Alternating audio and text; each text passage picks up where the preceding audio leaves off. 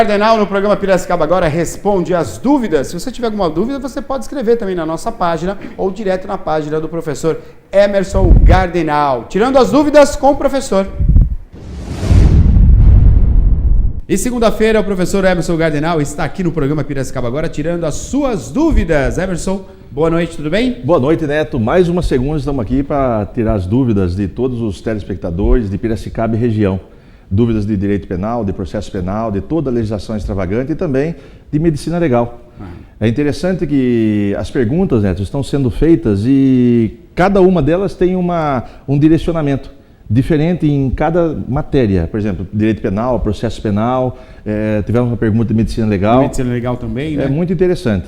E a participação através do Facebook, né? Do professor. Abre para nós o Facebook, né? Por gentileza. Tá aí o Facebook na tela para você. É só você entrar, né? No Facebook e digitar lá Emerson Marinaldo Cardenal e você vai ter aí a página dele onde você vai deixar a sua pergunta. A Maiara fez aí a pergunta também. A Ana já está abrindo para nós. Tá aí, ó. A pergunta dela, do que se trata de progressão de regime? Ela quer saber do que se trata a progressão do regime e a que ela é condicionada, Emerson. Muito bem, boa pergunta. A progressão de regime, ela está dentro do cumprimento da pena. Então o indivíduo, geralmente, quando ele é condenado num regime mais severo e progride para um menos severo. Certo. Então ele inicia o cumprimento da pena num regime mais severo. E assim, existe escala para isso, não é? Não fica a critério do juiz. Eu vou condenar você no regime fechado. Vou condenar você no regime semiaberto. Existe uma escala legal especificada no próprio artigo 33 do Código Penal, parágrafo 2º. Por vezes, quem está em casa acompanhando, acho que é o juiz que decide ali de acordo... Bom, o juiz vai decidir dessa maneira porque ele quis assim. Mas não, ele segue também... Ele segue uma dosimetria, exatamente. Então, para você ter uma ideia, no artigo 33, parágrafo 2º, a linhas A e B e C do Código Penal, lá está dizendo, se o indivíduo for condenado a pena superior a 8 anos, vai ser direto no regime fechado. Se a pena for superior a 4 até 8, será no regime semiaberto. Se ele for reincidente, é fechado. E se for a pena igual ou inferior a 4, vai no regime aberto. Correto. Então, vamos supor, esse indivíduo ele acabou sendo preso em flagrante, acabou sendo condenado a uma pena, vamos falar assim, de 9 anos de reclusão. Essa pena de 9 anos de reclusão, ele vai iniciar exatamente no regime fechado em decorrência do que determina a lei. Então ele começa num regime mais severo e progride para um menos severo. Certo. Então ele sai do regime fechado, vai para o semiaberto, do semiaberto para o aberto. Desde que ele tenha, como ela perguntou aqui, algumas condicionantes. Quais são essas condicionantes? São critérios objetivos e subjetivos. Certo. Por exemplo, critério objetivo é o cumprimento de um certo montante da pena.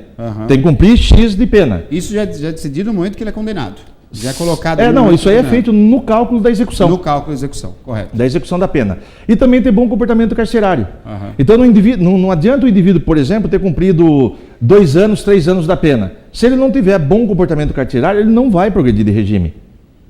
E aí, antigamente, era subjetivo esse bom comportamento carcerário. Hoje não. Hoje é bem objetivo. Se o indivíduo tem mau comportamento, tem que ter lá um prontuário dele dizendo que ele tentou uma fuga, que ele teve lá uma infração administrativa grave dentro da penitenciária. Eu acho que estendendo um pouquinho a pergunta da nossa amiga, eu gostaria de saber o que seria aí, né, um pouco mais claro para quem está em casa, quem acompanha também o programa Piracicaba Agora, o que seria o bom comportamento, né, para a gente entender. O sujeito está preso. O que seria um bom comportamento? O que seria um mau comportamento? Dando um exemplo, Emerson, para a gente compreender melhor. Sim, o bom comportamento carcerário é o indivíduo que não dá problema na cadeia. Por exemplo, não tenta fuga, não desrespeita funcionário, não comete crimes.